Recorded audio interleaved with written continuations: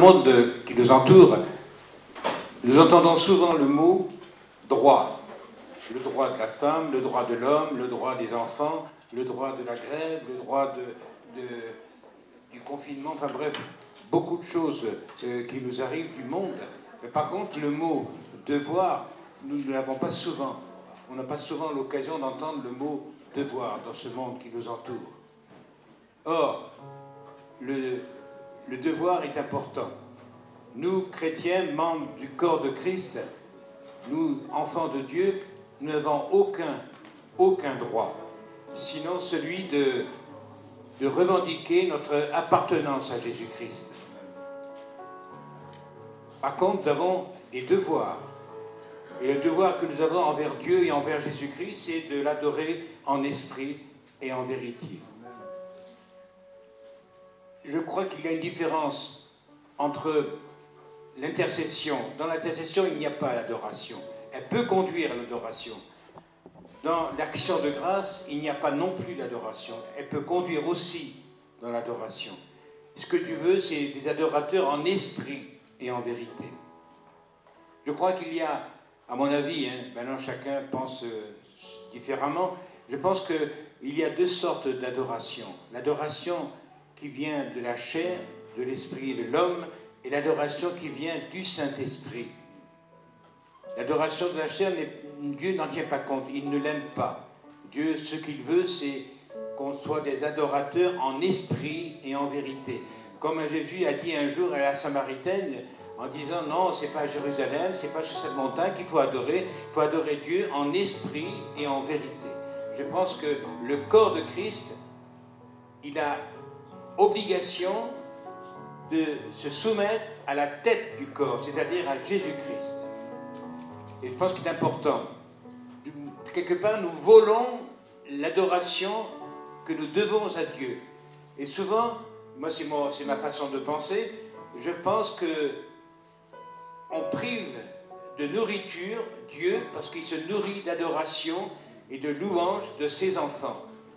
Et c'est important, je pense, qu'il faut vraiment réaliser que nous n'avons aucun droit, sauf celui donc de dire au monde que nous appartenons à Jésus-Christ.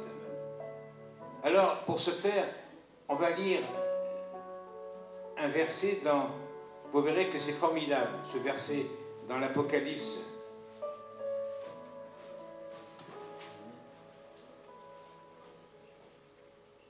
Je vais quand même mettre les lunettes, on ne sait jamais, je suis jeune, mais quand même. Non, c'est une blague.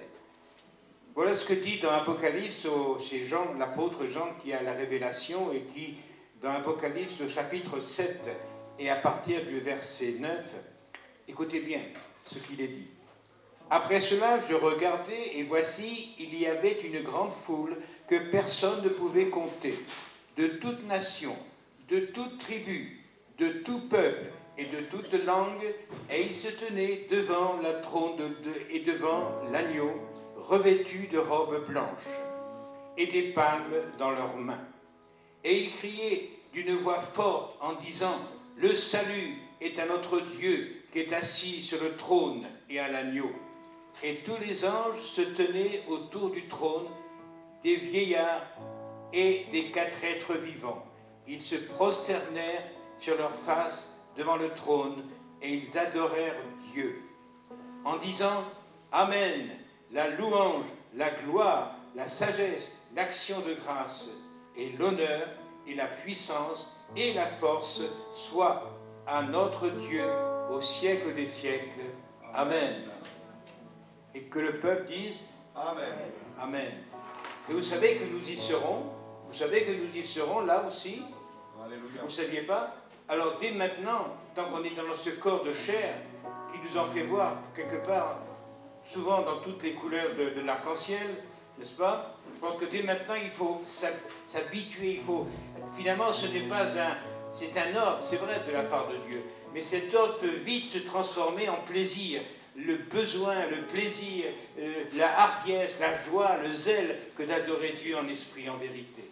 Je pense que c'est important. Alors nous y serons, nous. Hein? Vous y croyez, j'espère. Nous serons au ciel, devant Dieu, pas qu'on ne peut compter, c'est-à-dire qu'on peut imaginer des milliards d'hommes et de femmes, autant d'anges peut-être, je ne sais pas, qui adoreront Dieu en esprit et en vérité. Mais pour en arriver là, il faudrait que ce que dit l'apôtre Paul, c'est-à-dire c'est Jésus-Christ qui parle. Hein. Je dis ça parce que Paul dira un jour, désormais ce n'est plus moi qui vis, c'est Christ qui vit en moi. Est-ce que Christ habite en toi? Question personnelle, la relation personnelle avec Jésus-Christ. Et voilà ce qu'il dira dans 1 Thessaloniciens, au chapitre 5, et à partir du verset 16, il dira, et quand on a connu la vie, quand on lit l'histoire de Paul, il dira quand même, soyez toujours joyeux. Est-ce que vous êtes joyeux ce matin d'appartenir au corps de Christ? Priez sans cesse, rendez grâce en toutes choses, car c'est à votre égard la volonté de Dieu en Jésus-Christ. N'éteignez pas l'esprit. S'il le dit, c'est qu'on a malheureusement la possibilité malheureuse d'éteindre l'esprit. Ne méprisez pas les prophéties, mais examinez toutes choses, retenez ce qui est bon, abstenez-vous de toute espèce de mal. Amen. Amen. Voilà le conseil de l'apôtre Paul, de Jésus-Christ qui parle au travers de lui. Alors je pense que j'en ai assez dit comme ça, je pense, parce qu'il dira un jour, il est dit d'ailleurs dans les Hébreux, je crois, chapitre 1er, que quand Dieu a introduit le nouveau-né dans le monde, il est dit, c'est un ordre, que tous les anges l'adorent. Donc Christ mérite amplement l'adoration et la louange. Amen. Alors c'est ce que nous allons faire ce matin, chacun pour soi, responsable devant Dieu. Nous te bénissons, Seigneur, nous te rendons grâce parce que tu nous donnes la possibilité ce matin de nous trouver assis dans ta présence. Nous savons que tu es là, nous savons que tu vas bénir, nous savons que tu vas parler ce matin au travers de n'importe quel moyen que tu auras trouvé, parce que tu ne restes pas silencieux devant tes enfants. Tu donnes des conseils, tu avertis, tu bénis, tu consoles, tu guéris ce matin. Et nous croyons, Seigneur, que par l'action du Saint-Esprit, nous voulons nous laisser entraîner, embraser, nous voulons nous laisser absorber par Dieu lui-même, afin que notre adoration soit une excellente joie pour son cœur. Oui, Seigneur, nous pouvons nous mettre à genoux, nous pouvons nous prosterner, c'est vrai, mais si notre cœur n'y est pas, alors cela n'est pas valable. Seigneur, ce matin, nous réclamons ta grâce et que la puissance du Saint-Esprit soit au milieu de nous. Amen.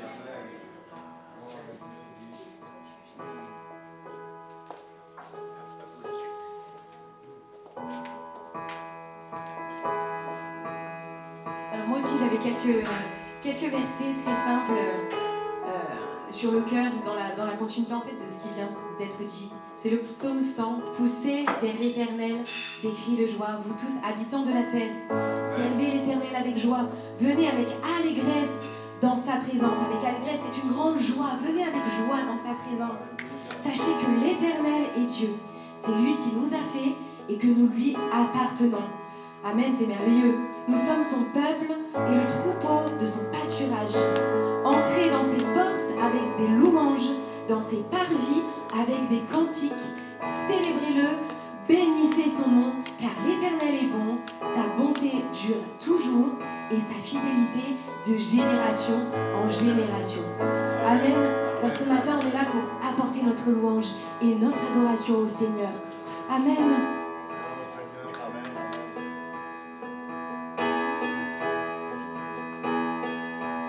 Un chant s'élève, les yeux se tournent vers toi, se tournent vers toi. Laisse-toi me les cœurs s'ouvrir.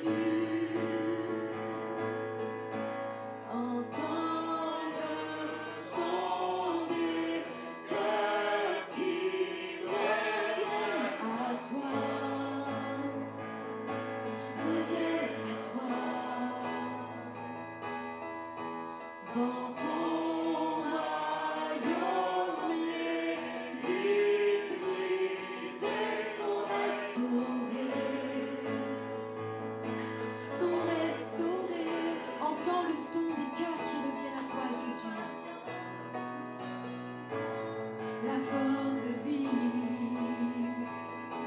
Et quand nous sommes en ta présence, nos craintes fuient, elles s'enfuient.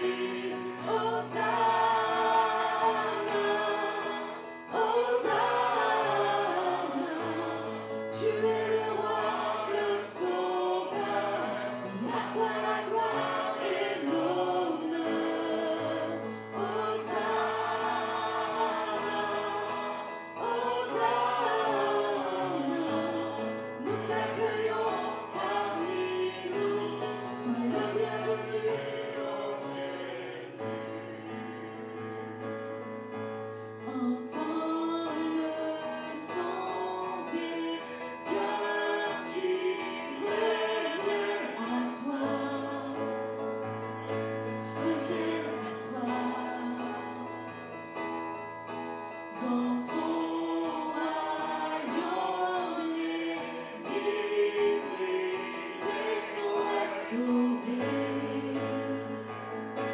sont restaurés. En te voyant, nous retrouvons la force de vivre. Et quand nous sommes en ta présence, nos craintes fuient, elles s'enfuient. Hosanna, Hosanna, nous t'accueillons le Sauveur, et à toi la gloire et l'honneur. Hosanna, Hosanna, nous t'accueillons parmi nous, sois le bienvenu, ô Jésus. En te voyant, nous retrouvons la force de vivre. Et quand nous sommes en ta présence, nos craintes fuient. En te voyant, Jésus, en te voyant, nous retrouvons la force de vivre. Et quand nous sommes en ta présence, nos craintes fuient, elles s'enfuient. Hosanna, Hosanna, tu es le roi, le sauveur, à toi la gloire et l'honneur. Hosanna, Hosanna, nous t'accueillons parmi nous, sois le bienvenu, ô Jésus. Alléluia, Hosanna, Hosanna, sois le bienvenu, ô Jésus. Nous voulons t'accueillir dans ce lieu de tout notre cœur. Amen, sois le bienvenu, Seigneur, sois le bienvenu. Tu es majestueux, Jésus, tu es souverain. Nous voulons nous joindre à la création et louer ton nom.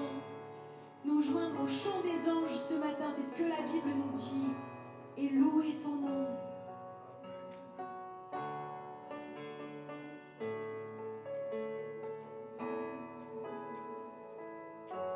Assis dans le ciel, ton trône éternel, tu règnes à jamais. Vêtu de splendeur, entouré d'honneur et de majesté, les anges chantent à toi la gloire.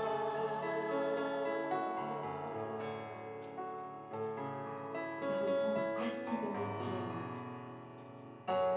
Assis dans le ciel, ton trône éternel, tu règnes à jamais. Vêtu de splendeur, entouré d'honneur et de majesté, les anges chantent à toi la gloire.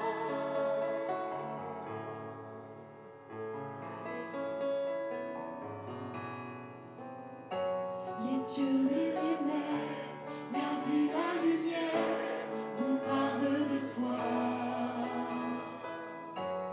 Tu les as créés, les as appelés au son de ta voix. La terre chante majestueux, souverain, Dieu tout-puissant,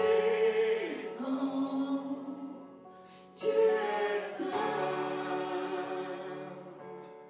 La création loue ton nom, tout l'univers déclare à toi la gloire.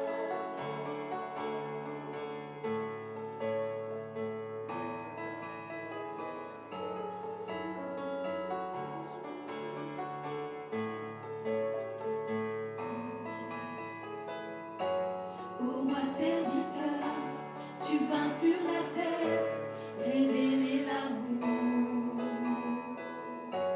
Divin créateur, merveilleux sauveur, tu vis pour toujours. Tes enfants chantent majestueux, souverain, Dieu tout-puissant, tu es saint. La création loue ton nom, tout l'univers déclare majestueux, souverain,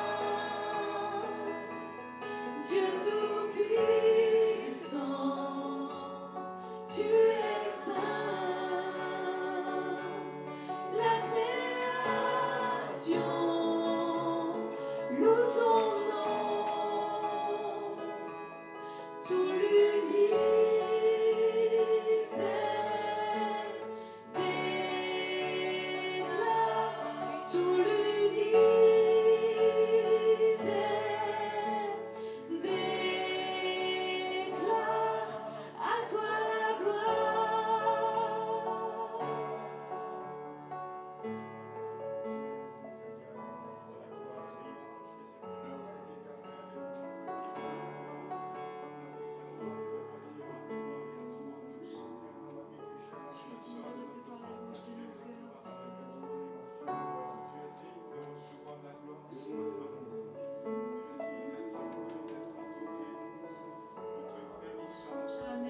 Souverain,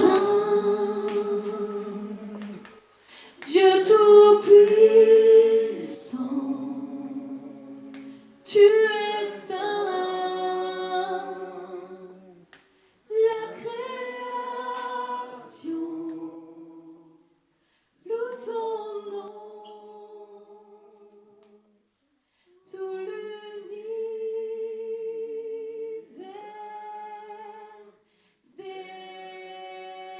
déclare majestueux, souverain, Dieu tout-puissant, tu es saint. La création loue ton nom, tout l'univers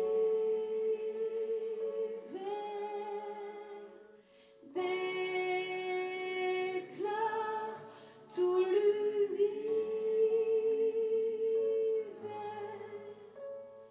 déclare à toi la gloire.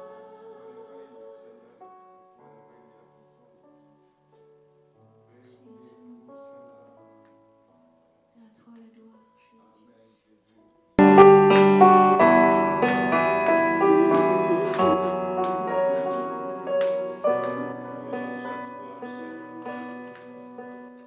De mes lèvres, je veux te louer.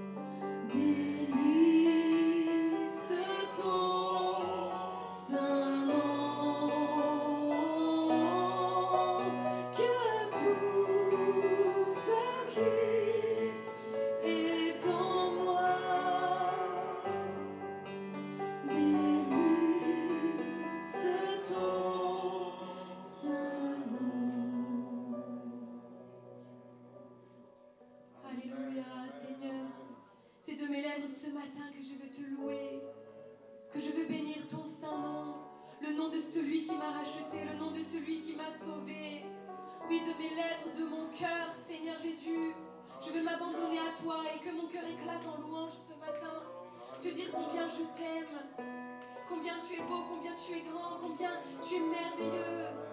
Tu es mon sauveur, tu es mon Dieu, tu es tout pour moi. Je veux te le dire ce matin. Oui, mes oreilles voudraient t'entendre, oui, mes mains aimeraient tellement te toucher. Seigneur, merci pour l'espérance qu'un jour tout cela arrivera. Merci pour l'espérance du salut que tu nous as donné. L'espérance qu'un jour nos yeux te verront face à face. Que nous vivrons dans ta gloire pour l'éternité. Alors oui, Seigneur, je veux que la louange monte à toi ce matin. Béni sois-tu, loué sois-tu. Sois élevé ce matin.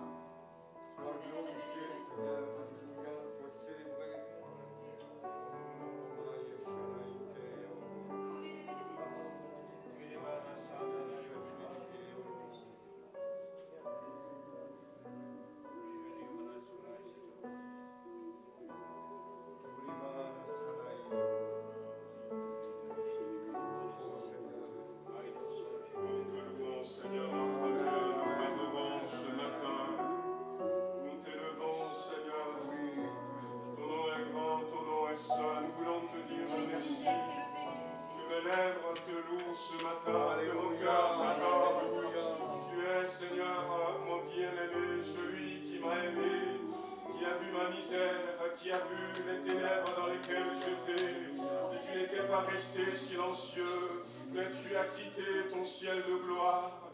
Je serai la seule personne qui a besoin du salut. Tu viendrais quand même. C'est comme ça que tu m'aimes. C'est comme ça que j'ai de l'importance à tes yeux. Que c'est comme ça que tu me valorises. Et ce matin, si je suis là, c'est grâce à toi. C'est pour ça que je me prosterne devant toi. C'est pour ça que je te loue de tout mon cœur, de toute ma force. C'est aussi pour ça, Seigneur, que je languis après le jour. Mes yeux te verront face à face. Alléluia, béni sois-tu, Seigneur. Merci pour tout ce que tu fais pour nous. Alléluia. Oh Seigneur, que mes paroles soient comme des perles d'amour, Seigneur, et de reconnaissance, Seigneur. Oui, Seigneur, que aucun ne se prive de ce privilège qu'il a de te louer, de t'adorer, de pouvoir, Seigneur, de louer à haute voix, Seigneur, et de proclamer que toi seul est l'Éternel des dieux tout-puissants, le Créateur de toutes choses, que tu es notre Dieu, que tu es vivant au siècle des siècles, Seigneur. Oui, Seigneur, c'est ton esprit qui rafraîchit notre âme, Seigneur, qui nous fait du bien, qui nous relève, qui pense aux blessures, qui nous guérit, Seigneur. Oui, nous avons tout pleinement en toi, Seigneur. Tu es le vainqueur, Seigneur, non seulement de Golgotha, mais le vainqueur sur notre esprit, le vainqueur sur notre âme, Seigneur. Ce matin, Seigneur, je veux me réjouir, Seigneur, avec mes frères et mes sœurs, d'être en ce lieu et pouvoir t'adorer, Seigneur, de pouvoir proclamer que, oh Dieu, tu es mon Dieu, et je veux faire de toi mes délices, Seigneur mon Dieu. Que la joie soit dans le cœur de chacun. Peu importe, Seigneur, ce qui se passe autour, peu importe l'adversité, Seigneur, nous savons en qui nous croyons. Et celui en qui nous croyons, c'est l'Éternel, le Dieu propre saint. Que la victoire, Seigneur, la victoire nous appartienne, car c'est toi qui as triomphé, Seigneur. Tu as vaincu la mort pour nous donner la vie et la vie en abondance, Seigneur. Oui, nous voulons nous laisser remplir, nous laisser envahir par le Saint-Esprit et confesser ton nom, Seigneur. Que la joie, la paix, l'assurance du salut soit dans le cœur de chacun de nous, Seigneur. Gloire à toi, Père, au nom de Jésus. Alléluia,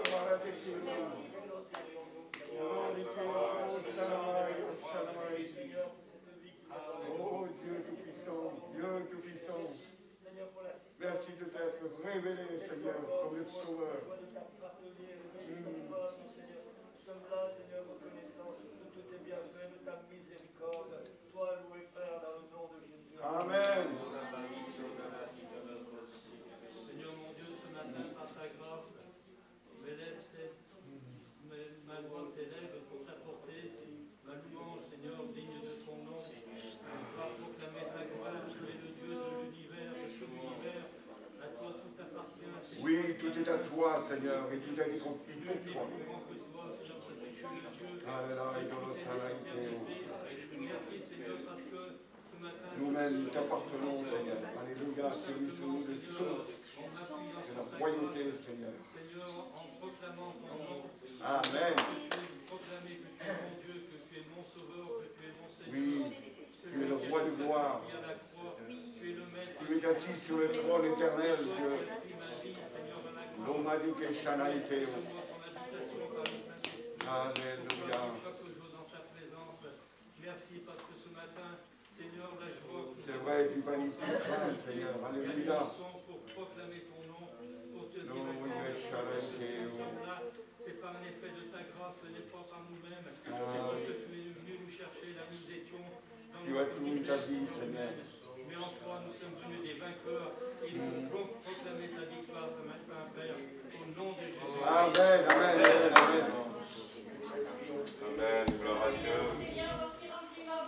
Alléluia. Amen, merci Seigneur, alléluia. Nous dirons jamais assez merci Seigneur. Sang de l'Esprit. Alléluia. Alléluia. Sang de l'Esprit.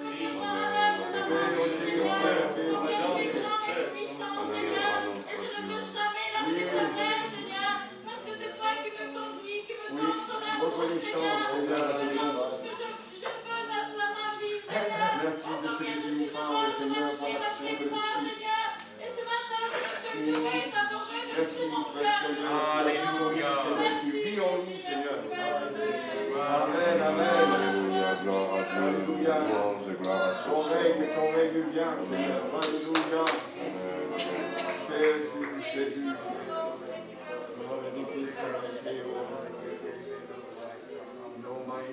Gloire à Dieu, amen. Ouais. Louange et gloire à son Saint-Nom. Amen, amen. Oui, nous voulons nous rappeler que nous sommes l'armée du roi. Alléluia.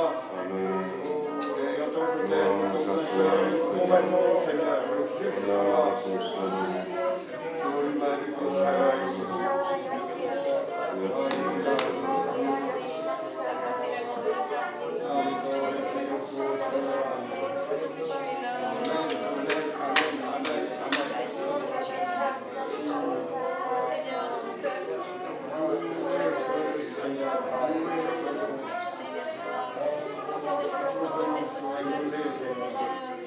élevé sois-tu, majesté. Alléluia.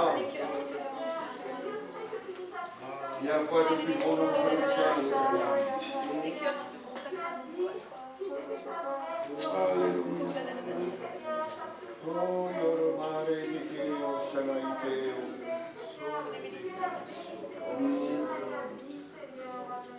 Amen. Amen. Gloire à Dieu. Gloire à Dieu. Nous louons son nom ce matin. Alléluia. On est bien dans la présence de Dieu. Amen. Amen. Voilà, avant de passer à la Sainte Seine, donc on va écouter un passage de la Bible. Restons dans cette attitude d'adoration, de louange. Amen. Amen, amen. Nous nous recueillons devant toi, Seigneur.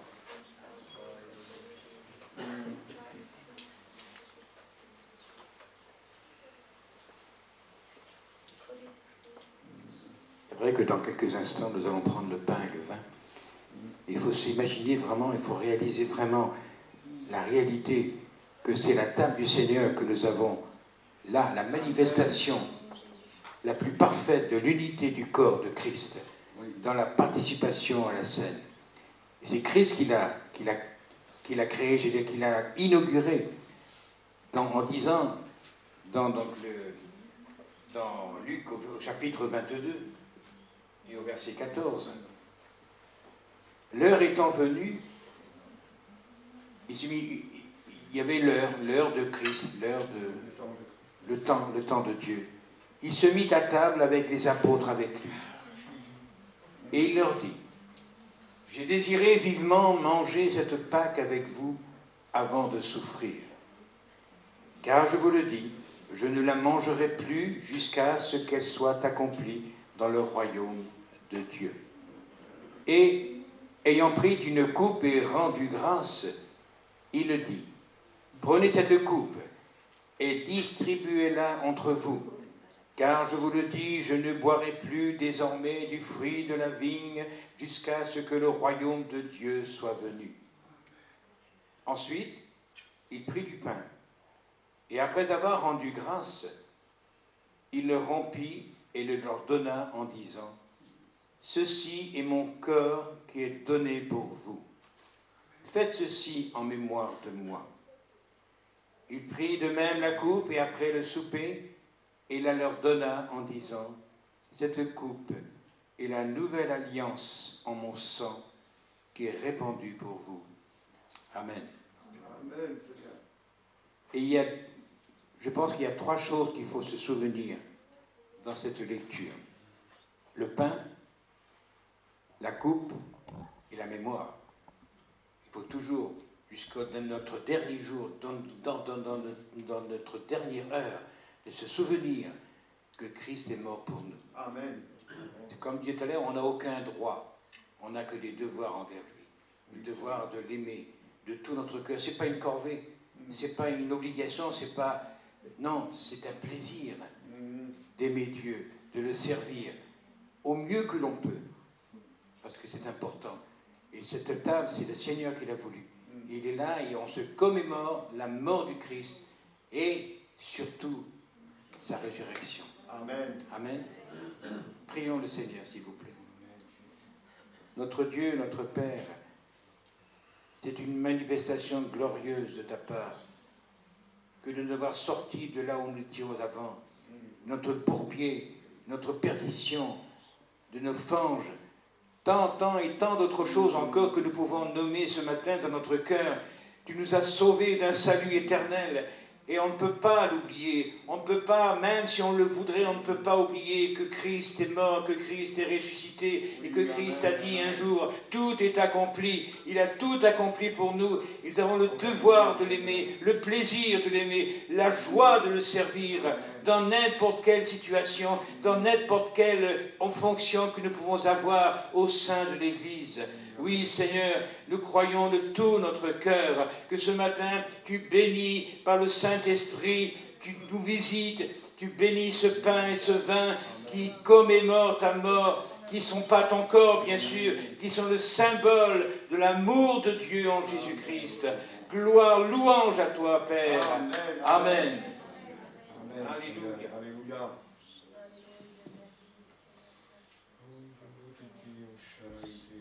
Seigneur, remporte encore ta victoire ce matin au milieu de nous. Alléluia, merci Père. Béni sois-tu, louange et gloire à toi. Nous te remercions, nous pouvons toujours compter sur toi, compter sur ta grâce, compter sur ta présence. Nous pouvons compter sur la puissance de ton nom, Jésus-Christ. Merci Seigneur de ce privilège que nous avons. Nous te louons, nous t'adorons. Merci pour ces moments, Seigneur. Au nom de Jésus-Christ. Amen. Apprenez donc à faire silence dans votre cœur et n'écoutez pas les bruits qui viennent du malin et qui vous traitent de coupable. En effet, vous étiez coupable, mais j'ai payé le prix, car j'ai donné ma vie pour vous. Je suis devenu l'avocat auprès du Père pour vous. Il n'y a plus de deuxième condamnation.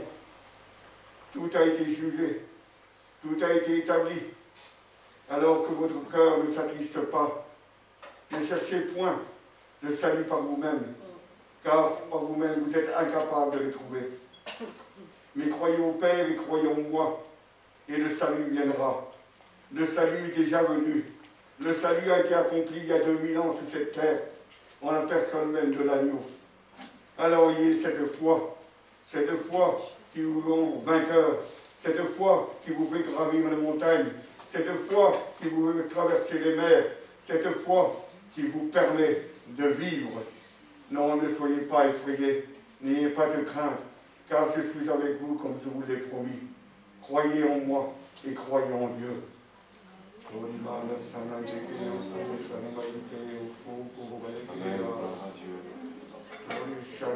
Merci Seigneur.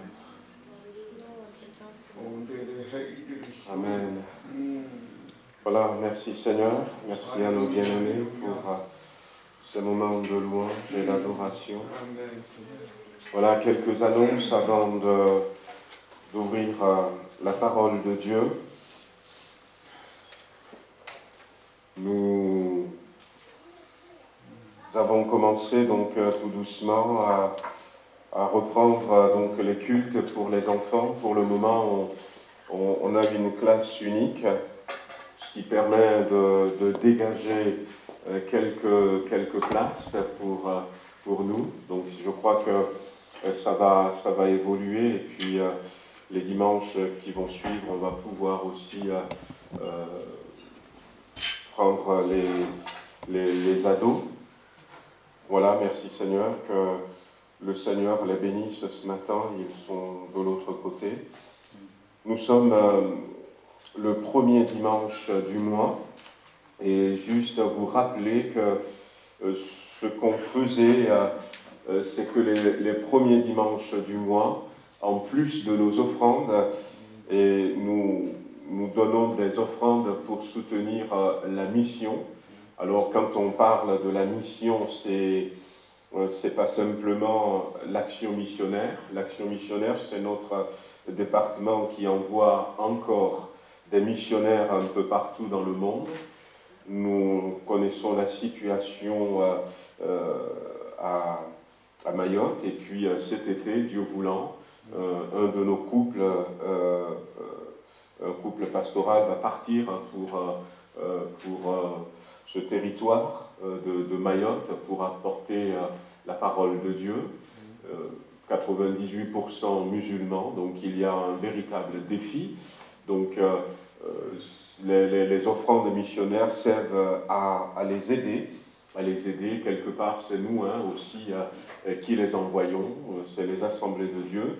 Ces offrandes servent à soutenir d'autres départements de notre mouvement. Nous pouvons parler par exemple de l'ITB, qui est notre faculté de formation théologique. Ça nous aide à venir en aide aussi à l'AET, et puis il y a la GEF, on a la solidarité évangélique, on a l'entraide pastorale qui nous permet, par exemple, quand il y a un pasteur qui est décédé, qui nous permet de soutenir la veuve et les enfants de ce pasteur. Donc on a une quinzaine de départements comme ça. Il y a par exemple Evandis qui met en ligne une télé web TV, donc que vous pouvez suivre avec des programmes. Donc on a tout ça, et pensez-y. Donc c'est juste un rappel, les premiers dimanches du mois, on a des enveloppes dédiées qui sont à votre disposition vers le tronc, c'est marqué mission dessus. Et puis on a aussi, surtout cette semaine, on a eu 3 jours de jeûne et prière par Zoom avec la mission intérieure. Parce que quand on a un département qui envoie des missionnaires en dehors de la France, on s'était rendu compte aussi très tôt que nous avons aussi besoin de missionnaires pour nous à l'intérieur de la France. Et la mission intérieure, son rôle, c'est de permettre l'implantation de nouvelles églises, et il y a par exemple des églises qui sont soutenues comme ça par la mission intérieure. On avait, quand nous on était arrivés au Puy-en-Velay, imaginez en 2011, la mission intérieure soutenait l'église du Puy-en-Velay avec 1450 € par mois. Sans ce soutien, l'église ne pourrait pas tenir. Et merci Seigneur, avant que nous ne repartions de là, eh bien, nous avions considérablement diminué cette aide, et on l'a maintenant complètement supprimée parce que voilà, l'Église a pris conscience, l'Église s'est développée, mais il n'y aurait pas fallu toute cette aide. Eh bien, peut-être qu'on n'aurait pas une église au Puy-en-Velay, une église qui compte aujourd'hui à peu près 80 membres, voyez-vous. Et on a reçu au niveau de notre région région, un appel de la région centre qui nous disait qu'ils ont besoin d'aide financière pour soutenir une église. Et c'est une église qui n'est pas dans une petite ville, c'est une église qui se trouve à Nevers. Et cette aide, par exemple, c'est la mission intérieure qui va apporter cette aide. Et la mission intérieure soutient aussi des programmes d'évangélisation. On envoie des évangélistes un peu partout en France, dans nos églises. Donc, voyez-vous, on aura l'occasion un jour de revenir un peu sur les départements de notre mouvement pour que vous puissiez les connaître et voir un peu tout le travail qui est fait aussi à côté par nos églises. En parlant de ces départements, je vous avais envoyé une vidéo pour l'Arménie, donc dans le cadre de l'AEP. Donc je ne sais pas si tout le monde a pu voir cette vidéo. Au niveau de l'AEP, on est en train de préparer une mission sur le terrain début mars, où quelques-uns de nos pasteurs membres de l'AEP vont se rendre là-bas, en Arménie, pour soutenir l'Église, les chrétiens, suite à cette guerre qui a eu lieu, il y a quelques semaines, où le Haut-Karabakh, donc dans cette vidéo, on voit des images assez affligeantes. Donc ce que je voudrais faire, c'est pensez-y, si vous pouvez nous soutenir directement. Donc je peux rassembler ces aides et puis les envoyer à l'AEP, donc des aides destinées à l'Arménie. Peut-être qu'avant fin février, ce qu'on pourrait faire, c'est peut-être repasser la vidéo ici et puis pourquoi pas faire une offrande spéciale pour ceux qui le voudront aussi pour alimenter cette caisse.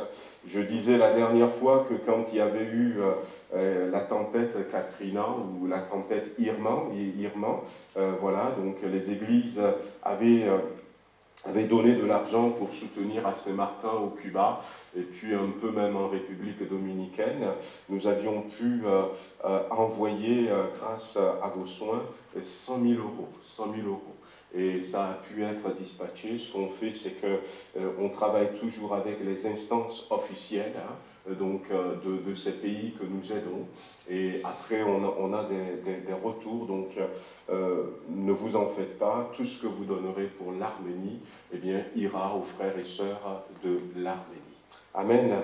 Voilà, donc vous vous rappelez aussi que hier, nos sœurs, nos épouses se sont déplacées pour cette réunion à Glo, sur Dessines, et donc elles ont bien aimé, elles ont apprécié donc ce qui avait été partagé, et donc pour celles qui étaient là hier et peut-être celles qui n'étaient pas là, il y a un autre rendez-vous qui est prévu, un programme de 3 jours normalement, de 2 jours, les 5 et 6 mars. Et le thème, c'est s'affermir dans l'autorité en Christ. Donc, et cette fois-ci, ça va se passer par Zoom. Donc, le vendredi 14h30 à 17h, le samedi de 9h jusqu'à 17h avec une pause déjeuner. Donc, il y a une inscription et puis je crois que c'est payant et il faut soutenir. Donc, mais si vous êtes intéressé, donc n'hésitez pas, comme on avait fait la dernière fois, inscrivez-vous auprès de Marie-Pierre Verlet ou auprès de Maggie, et puis elles vous donneront plus de détails. Voilà, donc un peu quelques annonces. Vous aurez des nouvelles sur le journal de ce mois. J'avais déjà mis une annonce en disant que si tout va bien, si la crise le permet, on aura nos assemblées générales fin mars, donc il y aura plus de précision. J'ai voulu, on ne sait pas comment est-ce que les choses vont évoluer, je vous en dirai un peu plus tout à l'heure dans le message que je vais prêcher, mais on voudrait quand même, si on a la possibilité, de ne pas traîner comme l'année dernière, de faire rapidement nos assemblées générales. Et puis, on voudrait le faire aussi parce que j'ai commencé déjà à en parler parce que il va falloir que nous modifions nos statuts. Il va falloir que nous modifions nos statuts et pour la modification des statuts, il faut quand même que les membres de l'association soient informés un mois à l'avance. C'est pour ça que je commence déjà à en parler. Voilà, donc, et puis il y a tout un circuit. Il va falloir qu'on modifie nos statuts. Je pensais modifier nos statuts déjà par rapport à la situation que nous vivions, parce qu'on a eu à faire des conseils d'administration par Zoom, et c'est pas marqué dans nos statuts. C'est pas marqué dans nos statuts. Et puis, on avait sorti en 2014 de nouveaux statuts pour toutes les églises Assemblées de Dieu de France Sud, et c'est pas encore changé ici. Et je voulais aussi qu'on puisse eh bien, modifier pour prendre ces nouveaux statuts. Et puis, il y a un ou deux autres points qui m'ont poussé à vouloir le faire. Mais hier, j'avais une raison supplémentaire. J'avais une raison supplémentaire, c'est que vous aviez pu voir quelques vidéos. Je n'ai pas envoyé moi à tout le monde, j'ai envoyé aux membres du bureau de ces déclarations de deux ministres du gouvernement, un qui disait que les évangéliques sont un problème important, et l'autre qui disait que les évangéliques ont des pratiques et qui vont contre la République. Et elle a cité un exemple qui n'est pas du tout vrai, et puis après, on a vu quand même que derrière, il y a une loi qui est en train d'être étudiée là, donc, et cette loi, normalement, ça doit passer au mois de mars. Ça doit passer au mois de mars. Nous avons un pasteur des Assemblées de Dieu qui travaille avec le CNEF, Thierry Le Gall, qui fait un peu de monorie avec les députés, et donc qui aussi nous a envoyé une vidéo en nous demandant, parce qu'il a vu ce qui est dans la loi, et il a dit « l'heure est grave, priez ». Alors, prions pour que le Seigneur permette que eh bien, toutes ces décisions ne soient pas prises, que la loi soit peut-être un peu modifiée, mais dans cette loi qui donne un super pouvoir au préfet contre les églises, moi j'avais vu hier quelques lignes de cette loi que un pasteur m'avait montré, et il y a même le fait que, et ce qui se trouve dans les nouveaux statuts des Assemblées de Dieu qui n'est pas dans les statuts, il faut revoir le statut des membres de nos associations. Et cette loi considère, entre autres, que eh bien, nous n'avons pas de membres parce que les statuts que nous avons, nous, ici à Villefranche actuellement, ne définissent pas clairement qui est membre et qui n'est pas membre de nos associations. Voyez-vous, alors que les nouveaux statuts demandent que chaque membre puisse avoir soit une carte d'adhésion, voyez-vous, comme les autres associations, ou même une fiche d'adhésion. Donc quand j'avais vu ça hier, je dis, bah tiens, eh bien, c'est l'occasion peut-être de basculer. Et il y a encore deux, trois autres petites choses qu'il faut mettre en place. Mais voyez-vous, donc je voudrais déjà commencer à faire cette annonce, aussi pour être dans les clous, parce que si jamais on nous dit, bah, vous avez annoncé ça quand, ben, au moins, vous avez commencé à entendre parler, même si on n'est pas complètement prêt. Voilà un peu quelques annonces. J'espère que ça va marcher. Et puis on va maintenant laisser de côté tout ça. Et puis on va parler d'autre chose. Amen. Gloire à Dieu. Amen. Voilà, la dernière fois, j'avais cité entre autres au niveau de la rédemption que nous avons en Christ, j'avais parlé de la justification, nous avons entendu parler, j'avais parlé aussi de la sanctification et j'avais parlé de la glorification. Je disais que la justification va se manifester plus au niveau de notre âme, je ne veux pas revenir là-dessus. La sanctification au niveau de notre esprit, qui peut être souillé, c'était un peu le thème du dimanche dernier. Et revenir un peu en même temps sur la glorification et parler de cet événement important que nous avons devant nous, l'enlèvement de l'Église. Alors je ne vais pas ce matin faire peut-être une étude approfondie, mais je vais simplement essayer de survoler, donc de survoler un peu l'enlèvement de l'Église. Alors je ne sais pas si... Jésus-Christ, il revient pour chercher son Église. La Bible dit en Matthieu 24, 42, « Veillez donc, puisque vous ne savez pas quel jour votre Seigneur viendra. Je veux que vous sachiez, Église, que Jésus pourrait venir ce mois-même, ou même cette semaine. Il pourrait venir maintenant. »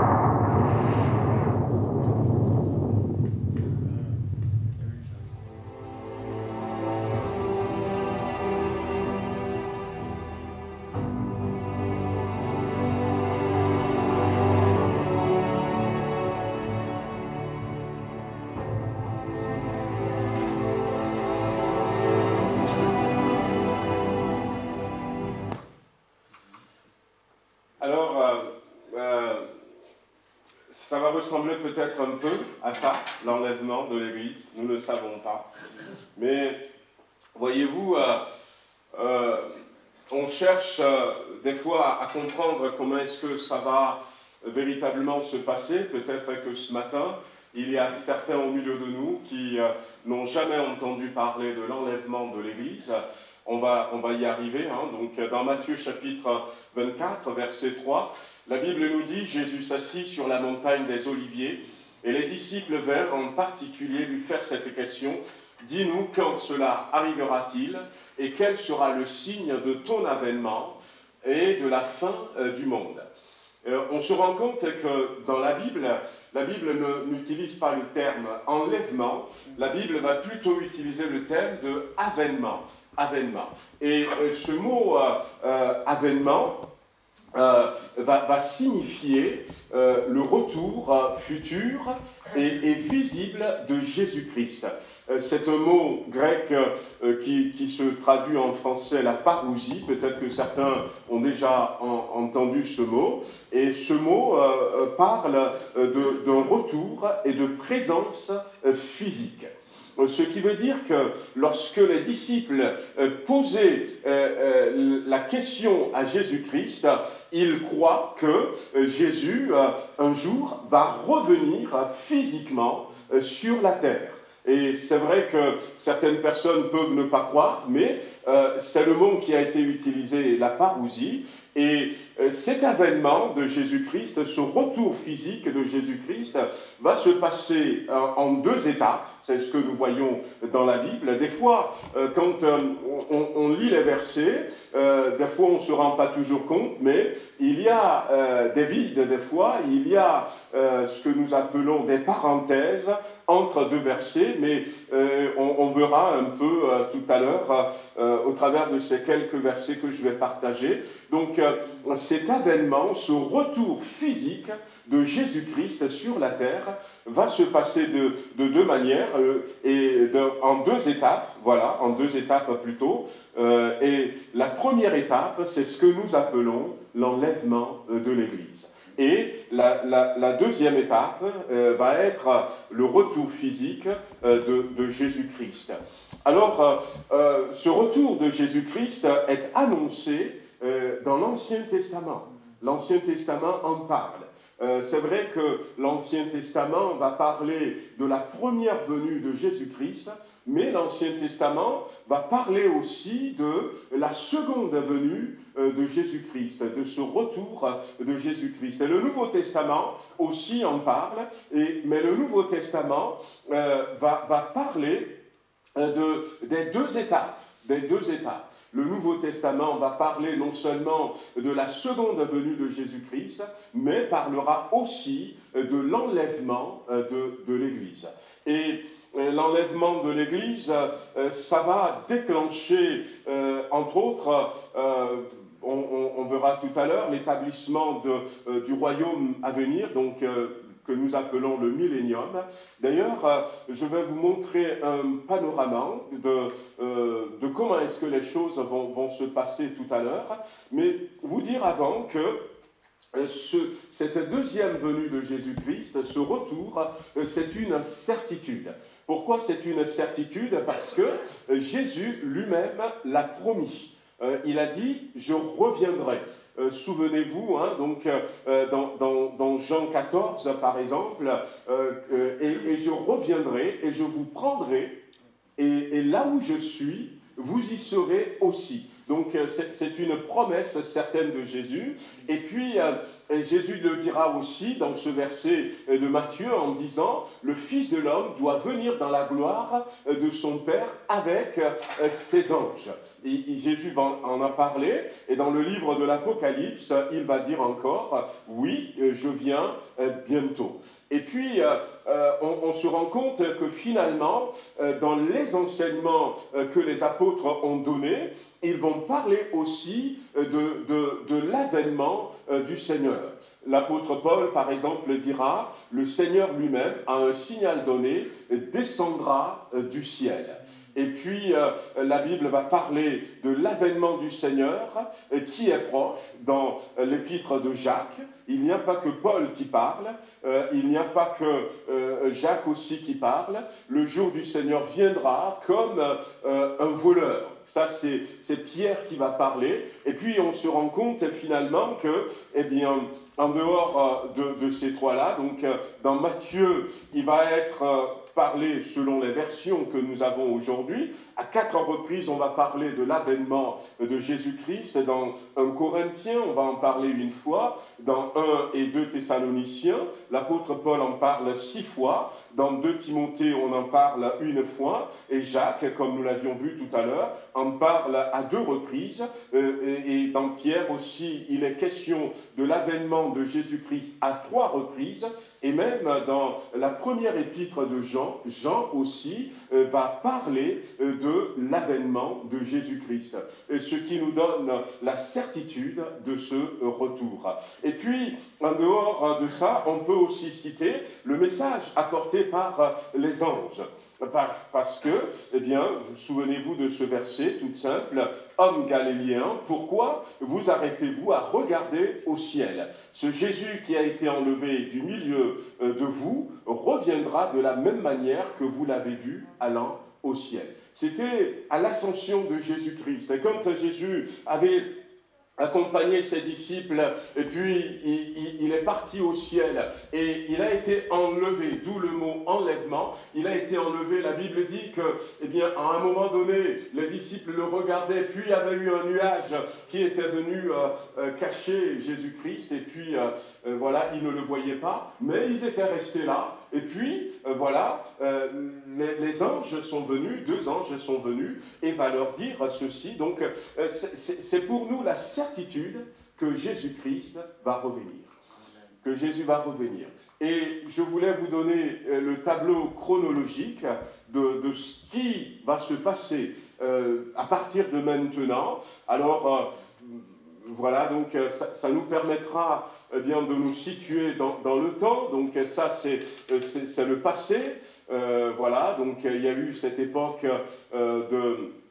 de captivité, et puis l'édit d'Artaxerxès qui va permettre que les Juifs retournent chez eux. Et à partir de là, Daniel l'explique très bien dans son livre, il va y avoir cette période de 7 semaines, et puis il va y avoir la Bible va parler d'une période de 70 semaines, et ces 70 semaines qui vont aller jusqu'au début du millénium. Jusqu'au début du millénium. Et ces 70 semaines qui ont commencé quand on fait les calculs, on voit très bien qu'il y a eu 49 ans, c'est des semaines d'années, hein, donc il y a eu 49 ans jusqu'à la reconstruction, et puis après, il y a eu 62 semaines, c'est-à-dire 434 ans, jusqu'à la venue, jusqu'à la mort de Jésus-Christ, jusqu'à ce que le Messie soit retranché, va nous dire Daniel, et à partir de là, et c'est pour ça que je parlais aussi des parenthèses de temps biblique. Daniel va parler de 70 semaines, mais les 70 semaines, Jésus va mettre une parenthèse. Une parenthèse. Et c'est la deuxième parenthèse, c'est le temps de la grâce. Le temps de la grâce. Et la 70e semaine, ça va commencer à partir de la fin du temps de la grâce. À ce décompte que Dieu va donner à Daniel, il va mettre cette parenthèse, il va y avoir la croix, et puis il va y avoir le temps de la grâce qui va se terminer avec l'enlèvement de l'Église. C'est cet événement que nous attendons maintenant, et puis la 70e semaine qui va correspondre à la semaine au règne de l'Antichrist. Mais on reviendra brièvement là-dessus, et à la fin, donc à la fin de cette 70e semaine, voilà la deuxième partie, Jésus revient. Donc je disais que le retour de Jésus-Christ, l'avènement de Jésus, va se faire en deux étapes. La première étape, Jésus a quitté le ciel, et nous croyons qu'il a déjà quitté le ciel, il est en route, mais ses pieds ne vont pas toucher la terre. C'est son Église qui va être enlevée pour aller à la rencontre de son Seigneur. Comme j'avais déjà donné l'exemple, comme si nous partons de notre maison pour aller accueillir quelqu'un à l'aéroport. Voilà. Et pour aller accueillir quelqu'un à l'aéroport, quelqu'un qui vient, je ne sais pas de quel pays, du Togo ou encore d'un autre pays, eh bien, cette personne, on part de chez nous, on va aller l'accueillir à l'aéroport, et ensemble avec cette personne, on revient chez nous à la maison. C'est comme ça que ça se passe. Et c'est comme ça que ça va se passer. L'Église part, va rencontrer le Seigneur dans les airs, et l'Église revient. Seulement, si moi je quitte ici, eh bien, je quitte Villefranche pour aller accueillir quelqu'un à l'aéroport de Saint-Exupéry, eh bien, je vais partir peut-être, allez, disons, je pars à 10 heures, j'arrive à l'aéroport grosso modo vers 11 heures, et puis peut-être j'arrive quelques minutes avant que la personne ne sorte, le temps de charger les valises, de se dire, eh bien, mon arrivée, tout ça, c'est peut-être passé 30 minutes, le temps de revenir à la maison 1 heure, ça fait 2 heures et demie. Le temps que je suis parti et le temps que je reviens. Seulement, nous, quand on va partir de la terre et on va aller, eh bien, à la rencontre de Jésus, on va revenir, il ne va pas se passer 2 heures et demie, mais il va se passer 7 ans. Selon le calendrier humain. 7 ans. Il faut le dire selon le calendrier humain, parce que, eh bien, de l'autre côté, c'est l'éternité, et le temps ne se compte pas. Et pendant ce temps, eh bien, où l'Église serait dans la gloire, il y a tout un programme que le Seigneur a préparé pour l'Église, on le verra, et puis après Jésus revient, et Jésus revient, la Bible dira qu'il va revenir, il va poser ses pieds, et la Bible a été précise jusqu'à ce point, il va poser ses pieds sur le mont des Oliviers, qui se trouve en face de Jérusalem, et la montagne se fondra en deux, et de l'eau va sortir. Et cette eau va couler jusqu'à aller dans la mer morte, et va redonner vie à la mer morte. Voyez-vous, donc c'est bien décrit, c'est bien précis. Et puis après, quand Jésus va revenir, on en parlera un peu. À ce moment-là, pendant ces 7 ans, les choses se seraient bien gâtées sur la terre. Les choses seront mal passées sur la terre.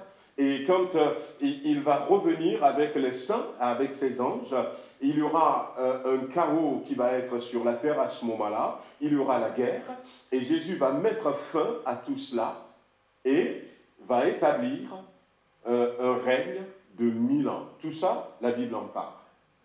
Il va établir un règne de 1000 ans. Donc le règne de 1000 ans peut commencer d'ici 7 ans. D'ici 7 ans, mais entre-temps, il faut que nous partions et que nous revenions avec le Seigneur. Et puis, après les 1000 ans, la Bible donne des détails. Après les 1000 ans, on va partir. Ça va être l'éternité. Mais je reviendrai sur quelques détails. Ce qui nous concerne le plus, c'est l'enlèvement de l'Église. L'enlèvement de l'Église. J'ai marqué ici quelques versets, mais on aura le temps de lire tout à l'heure quelques versets.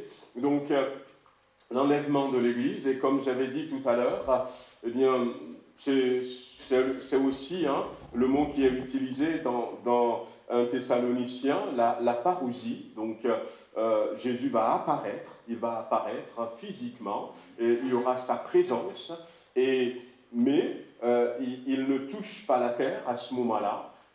C'est l'Église qui s'en va, et c'est un peu comme dans cette petite vidéo que nous avions vue tout à l'heure. On ne sait pas de quelle manière ça va se passer.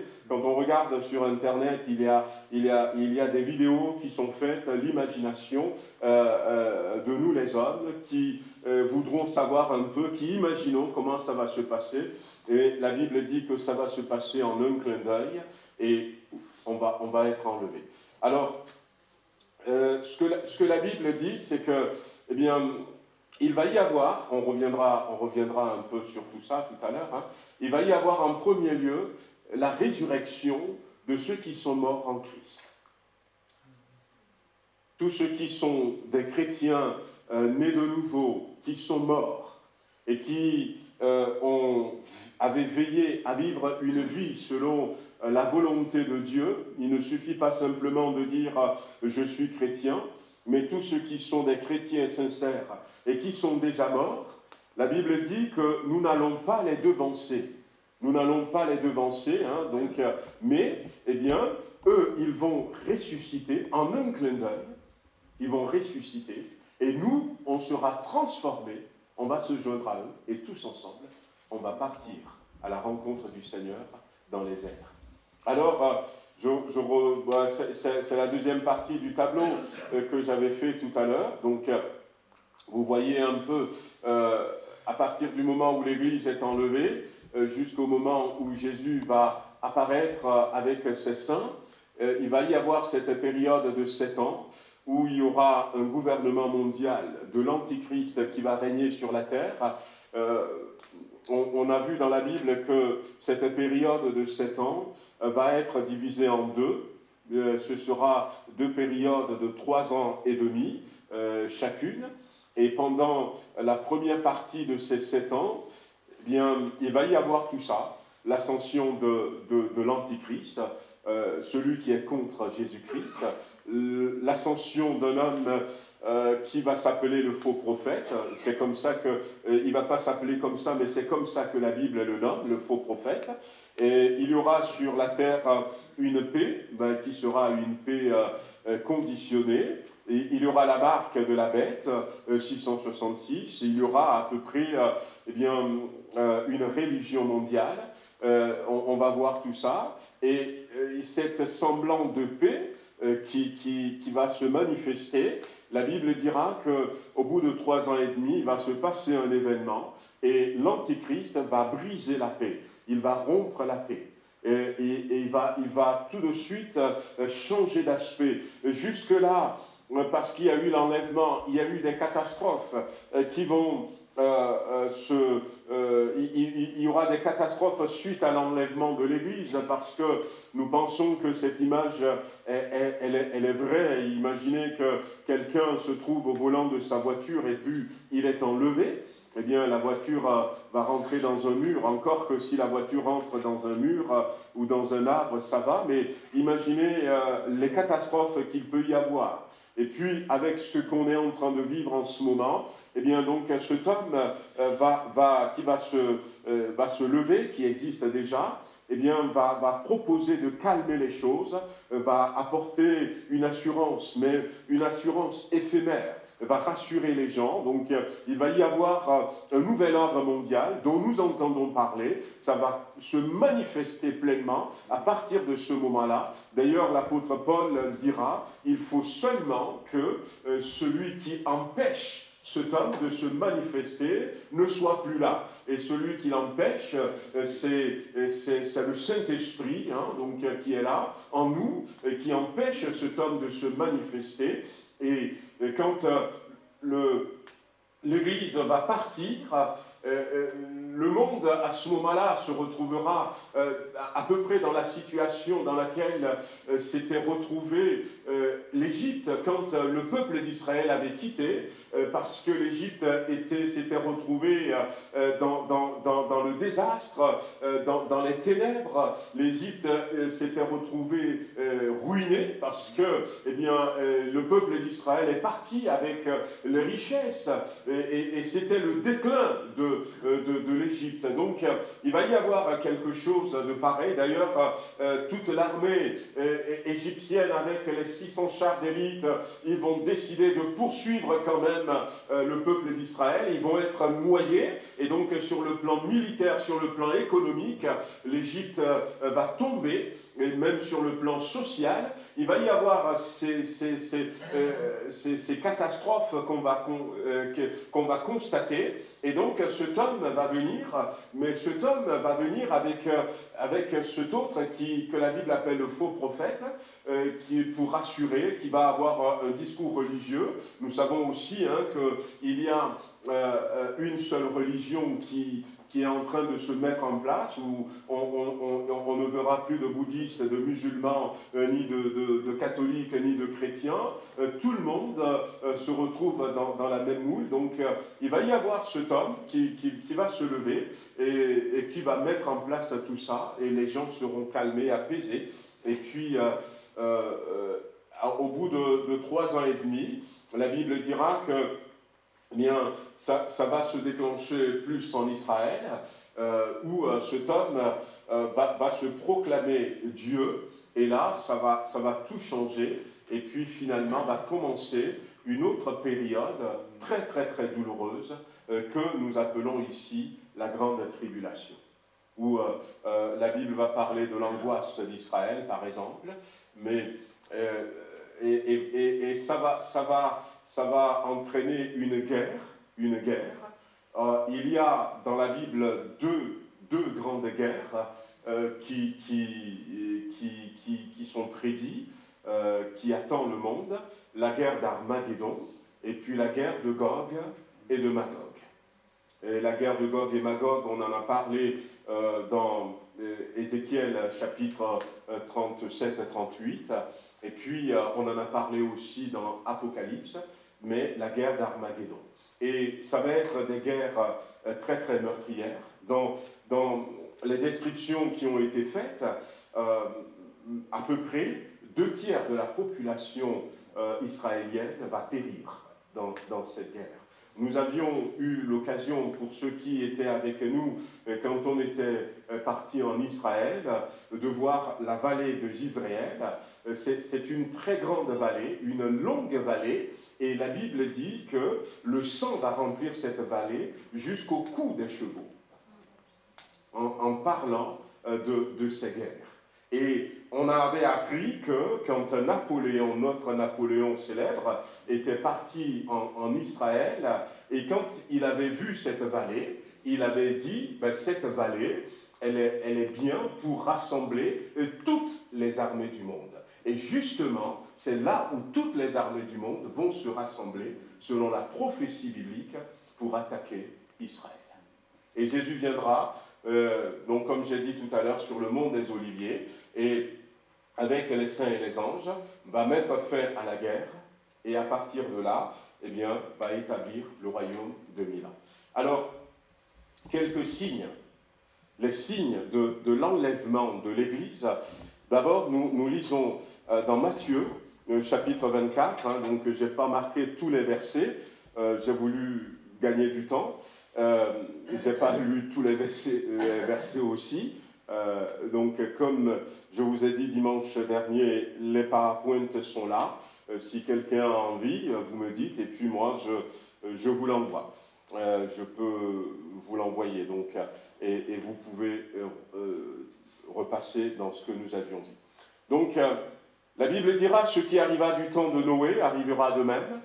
Alors, du temps de Noé, eh bien, qu'est-ce qu'il y avait? Il y avait donc les hommes mangeaient, buvaient, se mariaient leurs enfants, et du temps de Noé aussi, qu'est-ce que la Bible nous dit dans Genèse chapitre 6?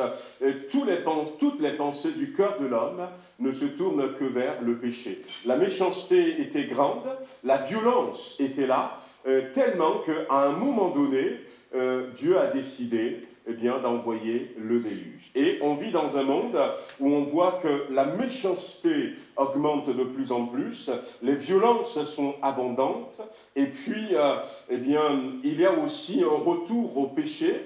Et dans le temps de Noé, il y a ce verset que Jésus va citer, ils ne se doutèrent de rien.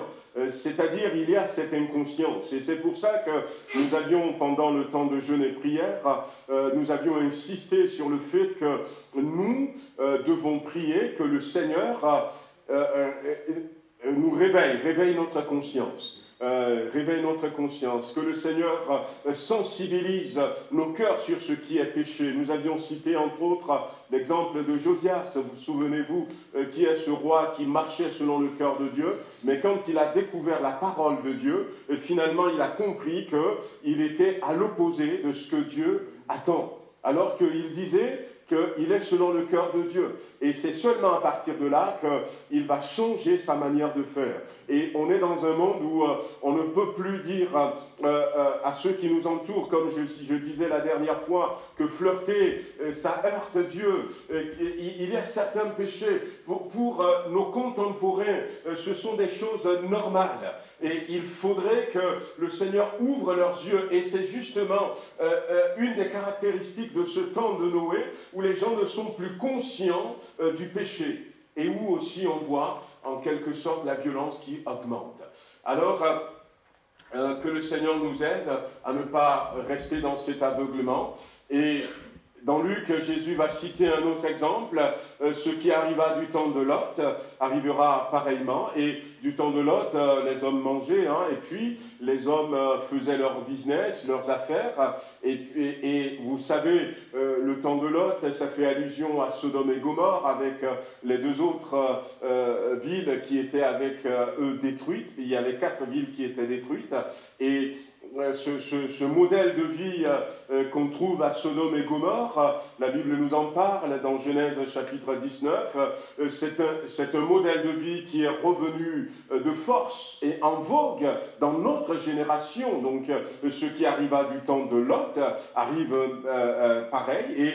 Et ce qui est dommage, et là où on voit aussi peut-être ils ne se doutèrent de rien, là où on voit cet aveuglement, c'est que, on accepte ce mode de vie, on l'accepte un peu partout. Il y a des lois qui sont votées, et puis on est indigné quand, quelqu'un dit, non, c'est pas des modes de vie que Dieu approuve, on est indigné, et on est là. Et il n'y a pas que ça, du temps de Lot, il y a aussi ce que j'avais trouvé dans Ézéchiel chapitre 16, verset 49, où Dieu va dire, voici quel a été le crime de Sodome, ta sœur. Le Seigneur s'adressait ainsi à Juda et à Israël. Et la Bible va parler de beaucoup d'autres choses, et va parler aussi d'une insouciante sécurité. Et je l'avais déjà dit ici en disant que ça nous parle. Pourquoi? Parce que, ce mot qui avait été traduit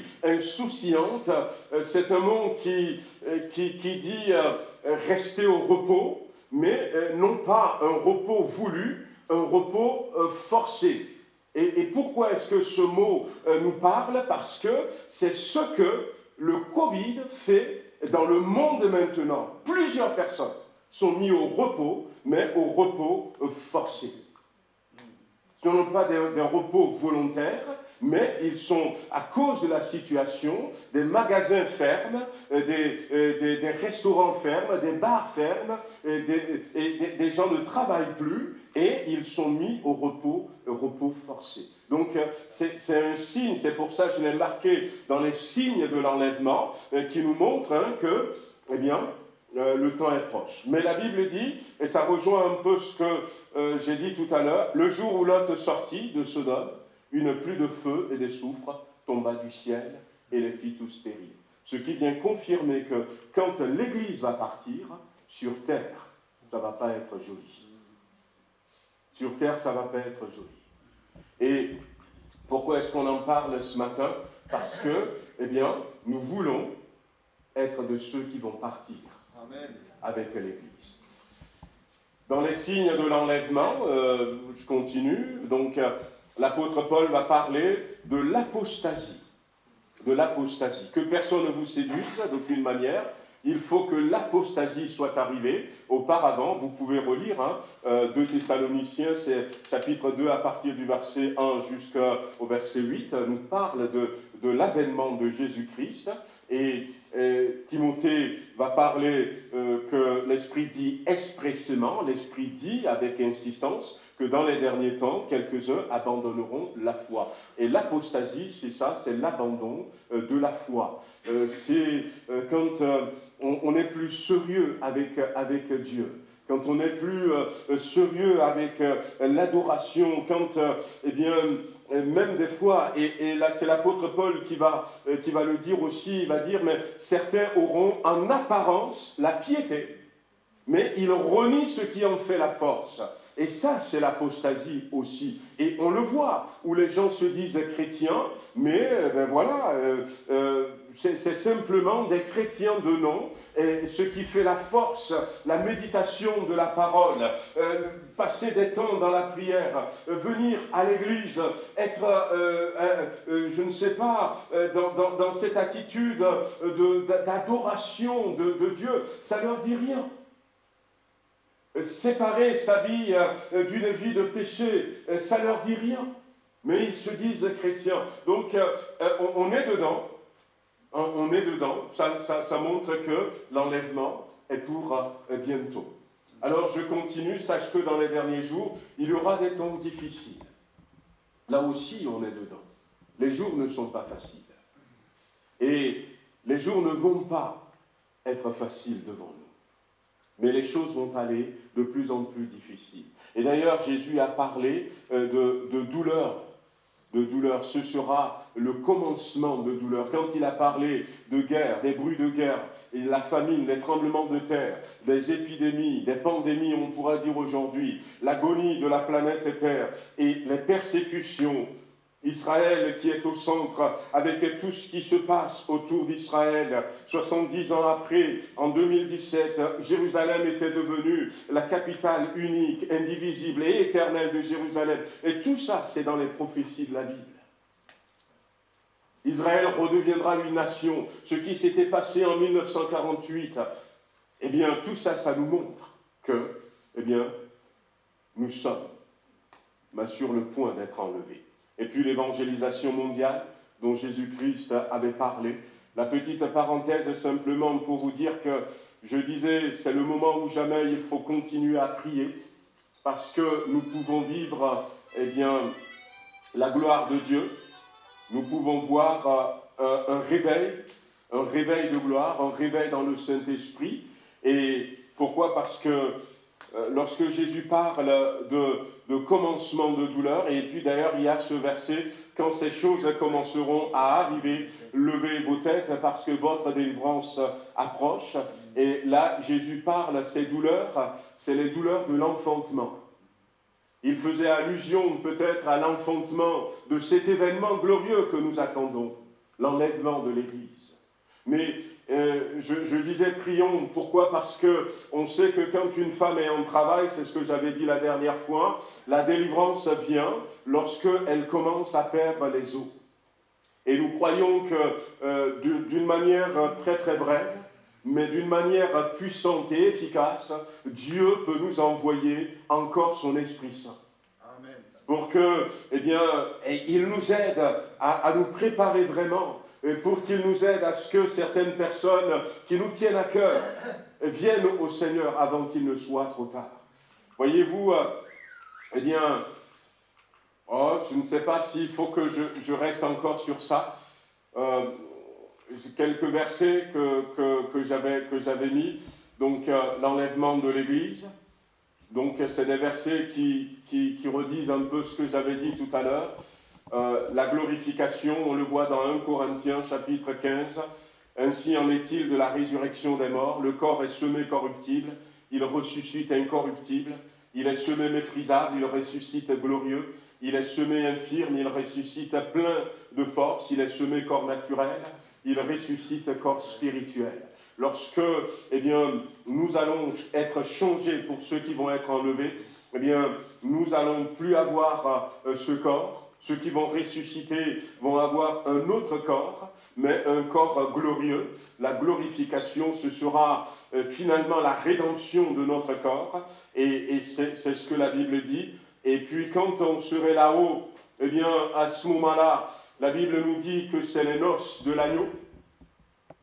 Pendant ces 7 ans sur terre, alors que nous sommes, c'est comme, je retourne à mon exemple, on va accueillir quelqu'un à l'aéroport, et puis au lieu de l'amener tout de suite à la maison, eh bien, on l'amène dans un bon restaurant qui se trouve dans les parages de l'aéroport voilà, parce qu'il était peut-être parti, s'il partait, je ne sais pas, de la Corée du Sud, ou s'il partait de l'Afrique du Sud, il a dû faire un long trajet. Et donc, on voudrait peut-être, voilà, soutenir un peu son corps avant d'aller à la maison.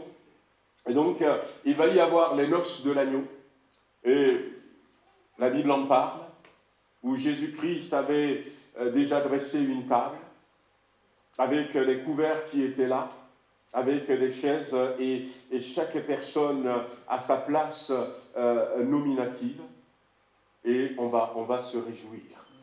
Mais, donc, voyez-vous, hein, donc, il y a ce passage qui est là, que dans Apocalypse chapitre 19, hein, donc la Bible dit, mais ce sur quoi je voudrais peut-être m'arrêter un peu, il a dit, son épouse, en parlant de l'Église, ce corps que nous formons est habillé de fin lin. Et, il lui a été donné de se revêtir d'un fin lin éclatant, pur. Et le fin lin, ce sont les œuvres justes des saints. Et j'apprécie la précision qui a été donnée ici. Ce sont les œuvres justes des saints. C'est-à-dire, ce n'est pas rester oisif, mais c'est servir le Seigneur, faire des œuvres pour le Seigneur d'une part, et c'est le Seigneur qui sait apprécier ces œuvres, mais ça ne veut pas dire aussi, eh bien, être, comment l'appelle-t-on, zélé à outrance et faire tout, mais la Bible précise bien des œuvres justes. Et dans ces œuvres justes, on trouve ce que le Seigneur nous demande de faire. Il y a certaines personnes, ils font tout sauf ce que le Seigneur leur demande de faire. Les œuvres justes du Seigneur. Et ça sera pris en considération. Je crois que j'en avais déjà parlé un peu, et ça va déterminer le jugement qui nous sera rendu lorsque nous serons là pendant ces 7 ans devant le tribunal de Christ. C'est pour cela aussi que nous nous efforçons de lui être agréable, dira l'apôtre Paul. Parce qu'on va comparaître devant un tribunal. Ce n'est pas le péché qui va être jugé parce que nous sommes sauvés. Nous n'irons plus en enfer, mais nous serons récompensés. Nous serons récompensés, et c'est pour ça que l'apôtre Paul s'efforce à être agréable. C'est pour ça qu'il faut faire des œuvres justes, car il nous faut tous comparaître devant le tribunal de Christ, afin que chacun reçoive selon le bien ou le mal qu'il aurait fait étant dans ce corps. Étant dans ce corps. Et je vous avais dit que ne vivez pas votre vie chrétienne de cette manière en disant je viens à l'église et puis je repars, c'est tout. Mais posez-vous la question, qu'est-ce que je peux faire pour le Seigneur? Qu'est-ce que le Seigneur attend de moi? Parce que c'est vrai, déjà quand on est chrétien né de nouveau, super, on part au ciel, mais tout ne s'arrête pas là. Tout ne s'arrête pas là. Donc, pendant que l'Église va partir sur terre, encore une fois, ce sera la fin de l'ère de l'Église. Ce sera aussi la fin de la parenthèse. L'année de grâce du Seigneur va finir. Et puis, comme on l'avait vu tout à l'heure, eh bien, il va y avoir cette période compliquée, cette période difficile. Alors, je pense qu'on va s'arrêter là. Je ne vais pas, peut-être la prochaine fois, voyez-vous le rôle de l'Europe dans tout ça. Ça, c'est la propagande pour la création du Parlement de Strasbourg, qui avait été fait selon la tour de Babel. Ils savaient ce qu'ils faisaient. Il y a des réalités que nous, on ne sait pas, mais eux, ils savaient ce qu'ils faisaient. Mais bon, ça fait partie, si Dieu me permet, je reviendrai après sur tout ça, mais j'aimerais peut-être que nous prions ce matin. Nous prions ce matin. Ce qui est le plus important, frères et sœurs, c'est que, eh bien, nous soyons prêts. Nous soyons prêts. Parce que, comme nous l'avions vu dans la vidéo, Jésus-Christ peut revenir à tout moment. Il peut revenir à tout moment. En préparant ce message, cette semaine, mon beau-frère qui était au Ghana avait mis ça sur son profil WhatsApp, et puis j'avais vu, et ça m'a intéressé. Je dis, tiens, on aurait dû dire qu'il savait que j'allais préparer, je suis en train de préparer un message. C'était une dame du Nigeria qui avait fait ce chant, et ce chant m'a interpellé parce que dans le chant qu'elle avait fait, cette dame, elle avait fait...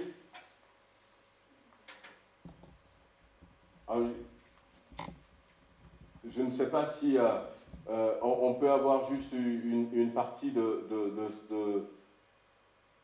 The shout you will shout when you have the distance of God. Shout it now when the saints are still around. After rapture, there will be no more mercy. This is the time to ask for God's mercy. Alors, elle disait, cette dame, on peut peut-être couper la musique. Elle disait que les larmes que tu vas pleurer, Église, quand les saints ne seront pas là, pleure ces larmes maintenant, alors que l'Église n'est pas encore partie. Les cris que tu vas pousser à ce moment-là en disant, tu vas essayer d'arracher tes cheveux, et dit, mais fais-le maintenant de cette manière, alors qu'il est encore temps. Et elle disait dans ce chant, après l'enlèvement, il n'y aura plus de miséricorde. Après l'enlèvement, il n'y aura plus la grâce de Dieu. C'est le moment de réclamer la grâce de Dieu. C'est le moment de dire, Seigneur, donne-moi la force d'obéir à ta parole. Donne-moi la force de marcher selon ce que tu attends de moi. Parce que quand l'enlèvement aura lieu, toutes ces choses, nous ne pourrons pas la voir. C'est vrai que si vous allez sur Internet, vous allez entendre des prédications, comment se comporter après que l'Église soit enlevée. Alors on va donner des pistes à des chrétiens, mais moi, je vous encourage à ne pas rater l'enlèvement. Je vous encourage vivement, frères et sœurs, à ne pas rater l'enlèvement, à mettre notre vie en règle. Comme nous l'avions dit la dernière fois, regarde si je suis sur une mauvaise voie et conduis-moi sur le chemin de l'éternité. C'est David, l'homme selon le cœur de Dieu, qui a fait cette prière. Regarde, Seigneur, montre-moi ce qui ne va pas dans ma vie. Montre-moi ce qui a besoin d'être corrigé. pour que je puisse corriger ces choses. Maintenant. Des fois, on s'installe dans une habitude en disant non, le Seigneur comprendra. Mais soyons plutôt sûrs, est-ce qu'il comprendra? Je dis à quelqu'un, au lieu de dire oh, peut-être le Seigneur comprendra, au lieu de le dire, dis-moi plutôt, le Seigneur a compris. Ça veut dire que tu as fait une démarche par rapport à ce comportement. Tu l'as présenté devant ton Dieu. Et Dieu t'a dit quelque chose. Le Seigneur a compris pourquoi je me comporte comme ça. Tu as fait la démarche. Mais le Seigneur comprendra. Tu es dans le doute. Tu ne sais pas. Tu ne sais pas du tout. S'il comprendra ou il ne comprendra pas. C'est maintenant qu'il faut faire la démarche. Je ne sais pas où est-ce que vous en êtes. Mais ce matin, nous ne voulons pas prier longtemps. Je reviendrai sur la deuxième partie la prochaine fois, si Dieu le permet. Mais si vous le voulez aussi, je peux vous envoyer cette première partie pour que vous puissiez revoir ces choses, avoir cette certitude que ça va se passer. Et surtout, je veux que toute cette semaine, que nous puissions réfléchir à notre vie chrétienne. Que nous ne nous amusons pas, parce que derrière, dans les lois qui sont en train d'être préparées pour nous, frères, le loi contre le séparatisme, il a été dit clairement, vous verrez les vidéos, je peux vous les envoyer, il a été dit clairement qu'il faut que on reconnaisse que la loi de la République est au-dessus de Dieu. Ça a été dit. Et quelqu'un dira même qu'on va nous demander de signer une charte reconnaissant que la loi de la République est au-dessus de Dieu. Et peut-être que, je ne sais pas comment est-ce qu'on va se comporter en tant que mouvement à ce moment-là. Peut-être que vous n'aurez plus de pasteur, parce que je ne vais pas signer ça. Je ne sais pas, mais c'est le moment. Mais le Seigneur voit toutes ces choses. Et les hommes, ils ont leur calendrier, mais Dieu a aussi son calendrier. Lorsque les temps se sont accomplis, la Bible nous dit dans Galates chapitre 4, verset 4, Jésus-Christ est venu. Mais quand les temps seront accomplis, il reviendra. Il reviendra. Dans un premier temps, enlever son Église, avant qu'il ne soit trop tard. Je ne sais pas quand est-ce que ça va être, mais on veut prier. On veut prier. Amen. On veut revoir notre vie. Parce que, si on va continuer la vie, on va continuer à travailler, mais à tout moment, on peut être amené à partir. Amen. On baisse les têtes et puis on prie quelques instants. Seigneur, c'est toi qui nous connais. Tu connais notre cœur. Et tu nous aides. L'amour de Dieu agit encore ce matin. La croix est encore efficace ce matin. Le Seigneur tend ses mains encore ce matin. Le Saint-Esprit est encore là. Sinon le monde serait déjà dans un état lamentable. Seigneur, entends nos cœurs. Entends nos cœurs. Ouvre nos yeux. Montre-nous ce qui a besoin d'être corrigé. A besoin d'être corrigé. Pour que nous puissions les corriger avant qu'il ne soit trop tard. C'est juste, Seigneur, pour nous rappeler ces choses. La semaine est là. Nous sommes devant toi. Mais aide-nous, Seigneur, à partir de maintenant, qu'il se passe quelque chose dans notre vie. Que chaque personne puisse me dire, je continue mes activités, mais je suis à 100% prêt. Je suis à 100% prêt. Si Jésus revient à tout moment, j'ai la certitude que je partirai avec lui. Seigneur, donne-nous d'avoir cette assurance dans le nom de Jésus-Christ. Amen. Amen. Amen, gloire à Dieu. Amen. Alors, il y a deux dernières choses à faire avant de se séparer. Non, je ne vais pas le faire à la manière togolaise. Parce qu'en plus, quand on était au Togo, ils l'ont fait à l'église. Mais je vais simplement demander à Lorraine et puis à Gabriel de se mettre debout. Amen. Vous voulez dire un mot?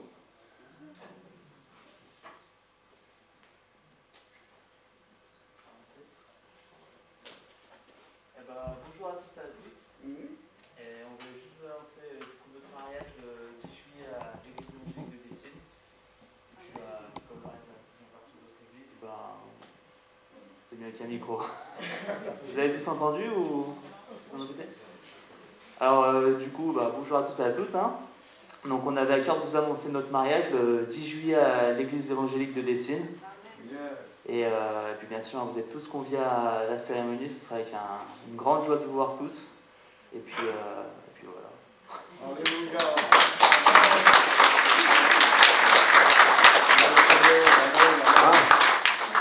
Il a tout dit, voilà. Voilà. Ce qu'on va faire, c'est que tout à l'heure, à la sortie, comme vous le savez, il y a le tronc pour les offrandes. Mais on va peut-être, avant de se séparer, prier pour eux.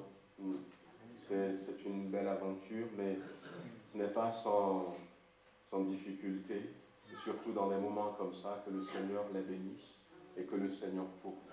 Amen. Voilà, on peut se mettre debout. Je vais demander à mon frère Antoine s'il veut bien élever la voix pour prier, nous recommander entre les mains du Seigneur et surtout de prier pour Gabriel et Laurent.